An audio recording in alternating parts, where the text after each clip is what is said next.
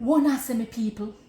Oh, remember back in the day how we'd have to use press foam to get the curls them what we want because we never have cream for cream we here. So come with me, let me take you down a memory lane. So first of all, we have to put the comb them, you know, to get little heat on the fire.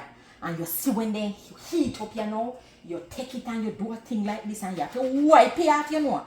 And then you hold it here like this. And it's hot, you know, so you have to be careful.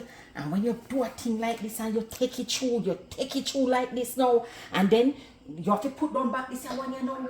And you take up this one, you know. This one you're hot, you know. And you do the same thing. You wipe it off now. And you go round on this side, you know. And you get... Ouch! Tap your knives and hold on your head. Beauty her picking it.